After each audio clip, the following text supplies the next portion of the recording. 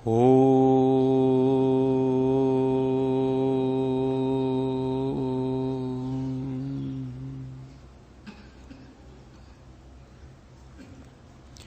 धर्म प्रेमी सज्जनों, शुक्र नीति 11वां दिन।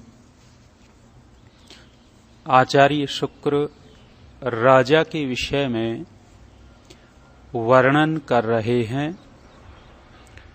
राजा की आवश्यकता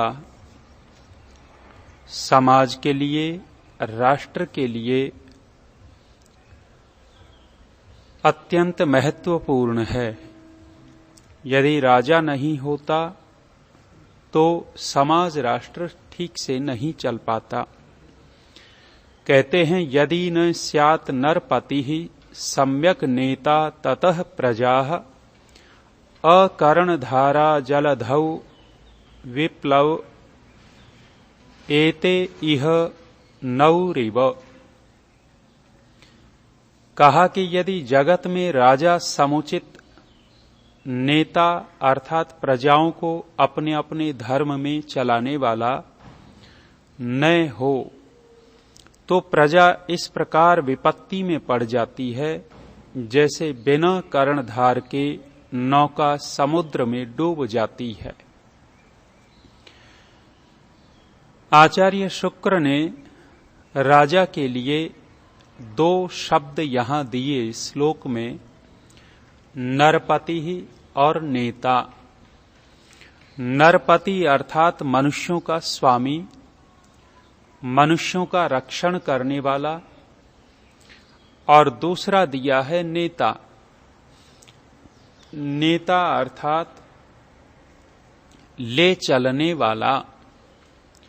नेता कहते हैं जिसके पीछे पीछे चला जा सके उस व्यक्ति का नाम नेता है।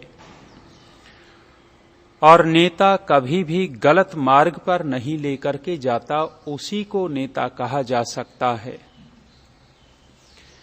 और यहां कहा है प्रजाओं को अपने अपने धर्म में चलाने वाला। जो अपनी प्रजा को उसके धर्म में नियत कर देता है, उसके धर्म में चलाने वाला होता है, उसको नेता कहते हैं। और ऐसे राजा के बिना, ऐसे नरपति के बिना, नेता के बिना प्रजा डूब जाती है, विपत्ति में पड़ जाती है। जैसे नौका में नाविक न हो, बिना नाविक के नौका समुद्र में डूब जाती है। तो राजा की अति आवश्यकता है। आगे कहते हैं, न तिष्ठन्ति स्वस्वधर्मे विना पालेन वै प्रजाः प्रजया तु विना स्वामी पृथिव्याम नैव शोभते। कहते हैं प्रजा पालक राजा के बिना प्रजा अपने अपने धर्म में स्थिर नहीं रह सकती। ये नियम है कि यदि कोई उसके ऊपर अधिकारी होगा, उनको चलाने वाला होगा तो चल सकते हैं। स्वतंत्र रूप से कोई भी मनुष्य नियंत्रण में नहीं रहना चाहता। कहीं का भी, किसी का भी देख लीजिए, स्वच्छंदता अधिक प्रिय हो जाती है यदि राजा ऊपर न हो, अनुशासन ऊपर न हो। इसलिए प्रत्येक देश का अपना अपना एक एक संविधान बना हुआ है। प्रत्येक देश के अपने अपने कानून बने हुए हैं। उन कानून संविधान के अनुसार ही वहां के देशवासी चलते हैं तो वह देश अधिक शोभा पाता है, उन्नति पाता है। और जिस देश में कानून को न मानते हों, वहां के संविधान की अवहेलना की जा रही हो, इसका तात्पर्य यह है कि राजा कमजोर है। जहां संविधान का पालन न होता हो, कानून का पालन न होता हो, तो समझना राजा कमजोर है। और कमजोर राजा अपनी प्रजा को धर्म में स्थिर नहीं कर सकता। इसलिए राजा की अति आवश्यकता है कि प्रजा अपने धर्म में स्थिर रह सके। और कहा है संसार में प्रजा के बिना राजा की भी शोभा नहीं होती। बिना प्रजा के राजा किसका? यदि प्रजा है तो राजा शोभायमान होगा। राजा के लिए राजापना यही है कि उसके नीचे उसकी प्रजा है। अनेक बार बहुत सारे लोग कह देते हैं कि हम तो राजा हैं, राजाओं जैसा जीवन जी रहे हैं। राजा तभी तो होगा जब उसके अधीन कुछ हो। बिना अधीनता के राजा काहे का? और पहले जो राजा होते थे, बड़े बड़े राज्यों के राजा भी थे और बहुत छोटे छोटे राज्यों के भी राजा होते थे। पटौदी नवाब बोला जाता है। यदि उस पटौदी की सीमा देखी जाए, केवल और केवल नाम के लिए तो वो नवाब हो गए, लेकिन राज्य कितना था, प्रजा कितनी थी?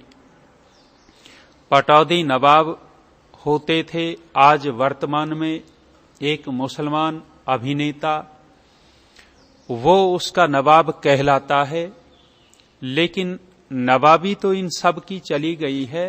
बहुत थोड़े से क्षेत्र में वे होते थे।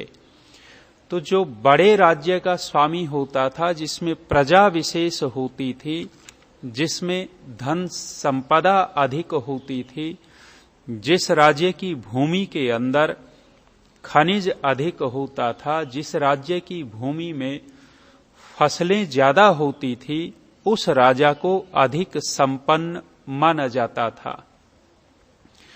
तो राजा की शोभा तभी होती है जब राजा के नीचे प्रजा हो और वह प्रजा उस राजा की आज्ञा का अनुसरण करती हो, उसकी बातों को मानती हो, तो राजा कहलाता है। अन्यथा राजा राजा नहीं होता। और राजा के लिए एक विशेष बात आचार्य शुक्र कह रहे हैं कि राजा को न्यायप्रिय होना चाहिए, अपने धर्म का पालन करने वाला होना चाहिए। यदि राजा अपने धर्म का पालन नहीं कर रहा और न्यायप्रिय राजा नहीं है, वह राजा अपने आप एक दिन नष्ट हो जाएगा। ज्यादा दिन तक उसका राज्य स्थिर नहीं रहेगा। उस राजा को हटा करके या तो प्रजा ही किसी और योग्य को लेकर के आएगी, या कोई और अन्य दूसरे देश राज्य का राजा आक्रमण करके उस राजा को नष्ट कर देगा। इसलिए राजा के लिए सबसे महत्वपूर्ण है कि वह राजा न्यायप्रिय हो और धर्म का पालन करने वाला हो।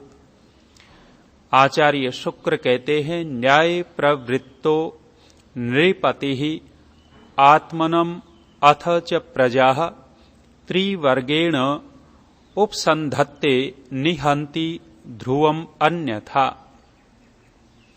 न्याय मार्ग में प्रवृत्त रहने वाला राजा अपने को और अपनी प्रजा को त्रिवर्ग का तात्पर्य है धर्म, अर्थ और काम। राजा मोक्ष नहीं दिला सकता, राजा मोक्ष की ओर नहीं लेकर के जा सकता, लेकिन राजा 3 काम अवश्य करवा सकता है। धर्म, अर्थ और काम की पूर्ति करवा सकता है। इनसे अपनी प्रजा को युक्त कर सकता है। राजा अपने राज्य में ऐसी व्यवस्था कर देवे जिससे उस प्रजा को धर्म की शुद्ध जानकारी हो, और अपने कानून ऐसे कर देवे कि जिससे प्रजा उस धर्म का पालन कर सके। राजा अपने राज्य में ऐसी व्यवस्था करे कि वो प्रजा अर्थ की प्राप्ति कर सके, किसी भी प्रकार की कमी उसकी प्रजा में न रहे। अनेक प्रकार के उद्योग लगा करके या कोई और आर्थिक व्यवस्था करके प्रजा को संपन्न कर देवे। और जब प्रजा के पास अर्थ की कमी नहीं होगी तो उसकी कामनाओं की भी पूर्ति होगी। काम शब्द से सीमित अर्थ नहीं लेना चाहिए। काम शब्द से केवल और केवल काम वासना को लेकर के नहीं सोचना चाहिए। इस काम का अर्थ है इच्छा, और इच्छा संसार की बहुत सारी हो सकती है। व्यक्ति कामना मकान की करता है, कामना किसी वाहन की करता है, कामना किसी और ऐश्वर्य की करता है। ये सब काम के अंतर्गत आ जाते हैं। व्यक्ति कामना गृहस्थ की करता है, विवाह की कामना करता है, ये सब के सब काम के अंतर्गत आ जाते हैं। तो जो न्याय मार्ग में चलने वाला राजा है, धर्म का पालन करने वाला राजा है, वह अपनी प्रजा को त्रिवर्ग से युक्त कर सकता है, अर्थात धर्म, अर्थ और काम की प्राप्ति करवा सकता है। और जो अधर्म पारायण राजा होता है, अधर्मी राजा, रावण अधर्मी राजा था, दुर्योधन अधर्मी राजा था, कंस अधर्मी राजा था, शिशुपाल अधर्मी राजा था। अनेक सारे राजाओं के नाम गिनाए जा सकते हैं जो अधर्मी थे। उनके अधर्म के कारण हुआ क्या? कहते हैं अधर्म पारायण राजा अपने को और अपनी प्रजा को निश्चित ही नष्ट कर डालता है। अधर्मी राजा स्वयं नष्ट होगा और अपने राज्य को भी नष्ट कर लेगा। किसी न किसी प्रकार से नाश को प्राप्त होता है। और केवल राजा की ही बात नहीं है, जो भी कोई अधर्मी होगा, अधर्म करने वाला मनुष्य कभी भी संसार में सुख को प्राप्त नहीं होता, और अधर्म करने वाला मनुष्य अगले जन्म में कभी भी सुख को प्राप्त नहीं हो सकता। ऐसे मनुष्य को अगले जन्म तो मनुष्य के मिलते ही नहीं हैं, अपितु बहुत दुख देने वाली योनियां उसको मिला करती हैं। तो यहां कहा है अधर्मी राजा अपने को और अपनी प्रजा को नष्ट कर लेता है। उदाहरण देते हैं आचार्य शुक्र, धर्म द्वैत वने राजा विधाय वो भुजे भुवम अधर्माच्चैव नहुषः प्रतिपेदे रसातलम। दो राजाओं के नाम लिए और दोनों अलग अलग राजाओं के, कहते हैं द्वैत वन में धर्म का पालन करके महाराजा युधिष्ठिर पृथ्वी का पालन कर उसे भोगने में समर्थ हुए। महाभारत काल में युधिष्ठिर वन में रहते थे और वन में रहते हुए भी धर्म को नहीं छोड़ा। जब धर्म को नहीं छोड़ा तो उस धर्म ने युधिष्ठिर को पूरी पृथ्वी को भोगने का सामर्थ्य दे दिया। और कहते हैं एक और जो राजा हुए अधर्म के कारण, नहुष नाम का एक राजा हुआ है, वह इंद्रलोक को प्राप्त हो गया था। राजा नहुष इंद्रलोक को प्राप्त हो गया, अर्थात ऐश्वर्य से युक्त हो गया था, लेकिन अपने अधर्म के कारण वह रसातल को चला गया, अर्थात नष्ट हो गया। राजा नष्ट हो जाते हैं, साधारण लोगों की तो बात ही क्या है। जो लोग गुंडागर्दी करते घूमते हैं, जो लोग बदमाशी करते हैं, जो लोग दूसरों को तड़पाते हैं, सताते हैं, वे भले ही अपने आप को कितना भी सुरक्षित समझते हों, लेकिन एक दिन नाश तो उनका होगा ही, क्योंकि ईश्वरीय व्यवस्था है। मुस्लिम वर्ग आज दुनिया में सबसे ज्यादा उग्र रूप में है, और ये मुस्लिम रूप जो उग्र रूप में दिखाई दे रहा है, ये अपने को छोड़ करके अन्य धरती पर जो भी लोग हैं उनको देखना नहीं चाहते हैं। अपने वर्ग को छोड़ करके अर्थात मुस्लिम संप्रदाय को छोड़ करके अन्य किसी वर्ग को ये नहीं देखना चाहते और किसी न किसी प्रकार से क्रूरता से ये उनको नष्ट करते हैं, मारते हैं या परिवर्तित करते हैं। ये अधर्म है और अधर्म व्यक्ति को कभी नहीं छोड़ता।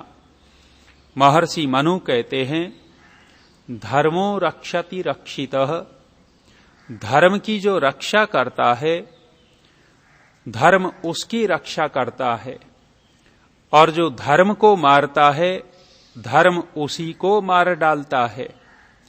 इसलिए कहते हैं, तस्मात् धर्मो न हन्तव्यः मानो धर्मो हतो वधीत। इसलिए कभी भी धर्म को नहीं मारना चाहिए। क्यों? क्योंकि वही मरा हुआ धर्म हमें मार देगा। तो धर्म का पालन जो करता है वो उन्नति को पाता है, और जो धर्म का पालन न करके अधर्म की ओर जाता है वह अवनति को प्राप्त होता है।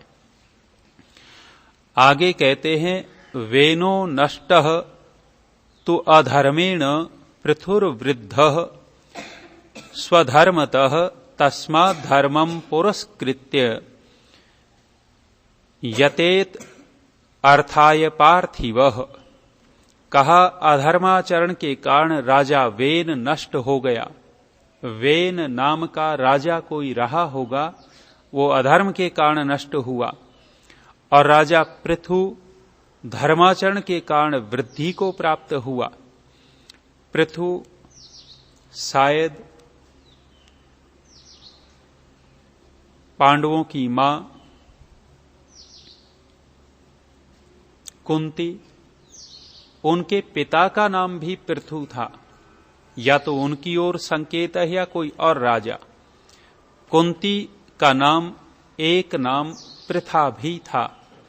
पृथु से पृथा बना, हो सकता है उसकी ओर संकेत हो। तो कहते हैं, इन सब उदाहरणों पर विचार करके राजा धर्म को प्रधानता देकर ही अर्थ की प्राप्ति का प्रयत्न किया करे। अब वर्तमान में जो नेता हैं, मुख्यमंत्री हैं, दिल्ली का मुख्यमंत्री हो, चाहे कितना भी झूठ बोलता हो, अधर्म कर रहा हो, इसको नहीं लगता है कि तेरा नाश भी होगा।